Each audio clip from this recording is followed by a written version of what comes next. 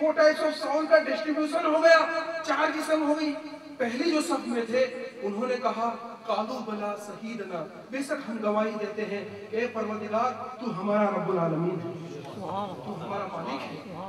पहली सफ ने कहा, दिल से भी कहा और जुबान से भी कहा। कैसे कहा? दिल से भी कहा और जुबान से भी कहा। जो पहली सफ ने हजरत ख्वाजा उस्मान हिरवनी रहमतुल्लाह अलैह, ख्वाजा मोइनुद्दीन चिश्ती से फरमाते हैं कि पहली सफ वालों ने दिल से भी कहा और जुबान से भी कहा। ये वो मुकद्दस रूहें हैं जो मोमिन पैदा हुए, ईमान के साथ पैदा हुए और ईमान के साथ इस दुनिया से जाएंगे। कलमा तैयब ला इलाहा इल्लल्लाह मुहम्मद रसूलुल्लाह के साथ इस जहान से जाएंगे। वो खुशनसीब रूहें थी जो पहली लाइन में, जो पहली सफ में वहां खड़ी थी। अब दूसरी जो सफ थी, पीछे दूसरे वाले जो थे, उन्होंने दिल से तो कहा, दिल से तो कहा कालू बला शहीदना, लेकिन जबान से कह न सके। किससे कह न सके? जबान से कह न सके। ये लोग जबान से न कहने की वजह से पैदा तो कुफ्र पे होते हैं, किसी काफिर के घर पैदा होते हैं या मुशरिक बनकर पैदा होते हैं, लेकिन अल्लाह तबारक व तआला उस दिल से इकरार करने की बुनियाद पर उन्हें आखिरी वक्त मोमिन बना देता है। जैसे उमर फारूक आजम पैदा तो कुफ्र पे थे, फिर मोमिन हो गए। ऐसे बहुत से बुजुर्गान दीन औलिया किराम भी है, मोमिनीन भी है कि जो पैदा तो कुफ्र पे होते हैं, गुमराही पे होते हैं, लेकिन आखिर में उनको ईमान। और ये अल्लाह ताला का फजल एहसान है। जैसा कि हदीस पाक में नबी करीम सल्लल्लाहु अलैहि वसल्लम ने फरमाया, मफहूम इंसान नेकियां करता है, नेकियां करता है, नेक काम करता है, पूरी जिंदगी नेक काम करता रहता है, यहाँ तक कि उसके और जन्नत के दरमियान एक हाथ का फासला रह जाता है। कितना डिस्टेंस रह जाता है? एक हाथ का डिस्टेंस रह जाता है। अल्लाह के रसूल हदीस पाक में फरमाते हैं, लेकिन अल्लाह ने जो तकदीर में लिखा हुआ है, वो तकदीर में लिखी हुई बात आगे आ जाती है और उससे एक काम ऐसा हो जाता है कि वो काफिर हो जाता है और जहन्नम का हकदार हो जाता है, उसे ईमान नसीब नहीं होता। जैसा कि हुजूर पाक सल्लल्लाहु अलैहि वसल्लम की वही के लिखने वाले लहिए भी गुमराह हो चुके। ये अल्लाह का फजल है। ज़ालिका फज़लुल्लाह युती मन यशा, जिसे चाहे ईमान अता करे, जिसे चाहे कुफ्र में मोल दे, ये अल्लाह के फजल पर है। यहाँ तक कि अल्लाह के रसूल ने फरमाया, एक शख्स गुनाह करता है, गुनाह करता है, गुनाह करता है, नाफरमानी करता है, यहाँ तक कि पूरी जिंदगी गुनाहों में चली जाती है, कुफ्र और गुमराही पे चली जाती है।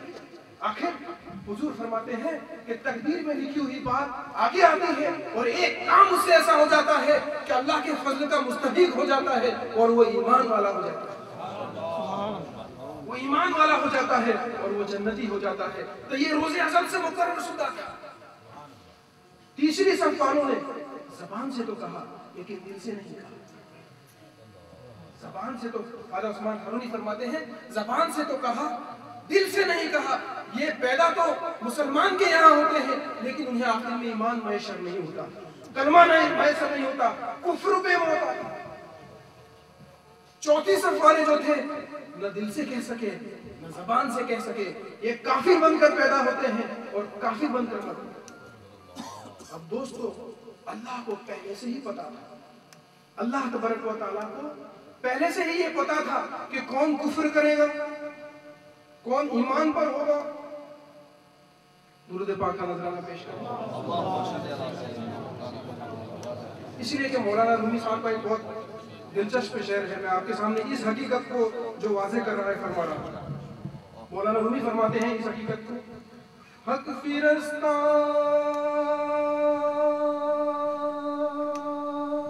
अंबिया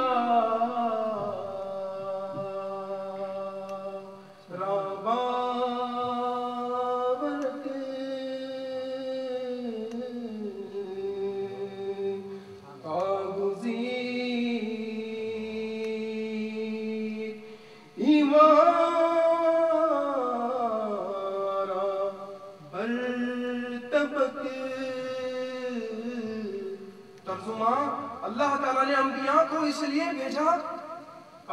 इसलिए भेजा ताकि जो अनाज के दाने होते हैं उसको और उसके ऊपर का जो कवर होता है, जैसे तुम पिस्ता खाते हो, ऊपर की छाल निकाल कर फेंक देते हो, दाना निकाल लेते हो, ऊपर का जो छाल होती है उसे फेंक देते हो। जैसे सूरह रहमान में अल्लाह ने फरमाया, والحب ذو العصف والریحان فبأي آلاء ربكما تكذبان والحب ذو العصف والریحان، تو میں نے تمہیں دانوں کو پیدا کیا جو عشف والے ہیں، جو کور والے ہیں۔ یہ کور کا پیدا کرنا یہ بھی اللہ کا فضل ہے، یہ بھی اللہ کا فضل ہے۔ تو اللہ چاہتا تھا کہ شیش کے اوپر کا جو کور ہے وہ الگ ہو جائے اور دانے الگ ہو جائے۔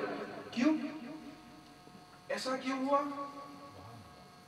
کیونکہ وہ وجود مستعار جو تھا، جو حقیقت ممکنہ جو تھی، جو ریفلیکشن بنا تھا، جہاں پوری کائنات کی حقیقت موجود تھی، تمام کریشن کی حقیقت موجود تھی، تمام آسمانوں کی، زمینوں کی، ارض سماوات کی، انبیاء کی، اولیاء کی، تمام روحوں کی حقیقت وہاں موجود تھی۔ لیکن ایک چیز وہاں رہ گئی تھی، وہاں مومن کی روح بھی وہیں تھی اور کافر کی روح بھی وہاں تھی، نیک کی روح بھی وہیں تھی، گمراہ کی روح بھی وہیں تھی۔ تمام روحیں ایک جا۔ اللہ کو یہ پسند نہیں ہے کہ جہاں مومن ہو وہاں کافر بھی ہو، وہاں جنتی ہو وہاں جہنمی بھی ہو، جہاں نیک ہو وہاں بد بھی ہو، جہاں انبیاء اولیاء ہو وہاں شیاطین اور اس کے پیروی کرنے والے بھی ہو۔ اللہ کو یہ پسند نہیں تھا، لیکن وجود مستعار میں تو سب یکجا تھے، ایک ہی جگہ تھے۔ امام ربانی فرماتے ہیں کہ وہ ایک ہی جگہ تھے۔ اب اللہ یہ چاہتا تھا کہ ان کو الگ کیا جائے۔ کیا چاہتا تھا؟ ان کو الگ کیا جائے۔ یہ ضروری تھا، یہ ضروری تھا۔ اسی لیے فرمایا مولانا رومی نے، اللہ نے انبیاء کو اسی لیے بھیجا تاکہ دانوں کو اور اس کے کور کو الگ کر دیا۔ کور سے مراد جہنمی ہے، شیاطین ہے، گمراہ ہے، کفار ہے، مشرکین ہے، اور جو دانوں سے مراد انبیاء ہیں، اولیاء ہیں، مومنین ہیں اور مومنات ہیں۔ تو جنتی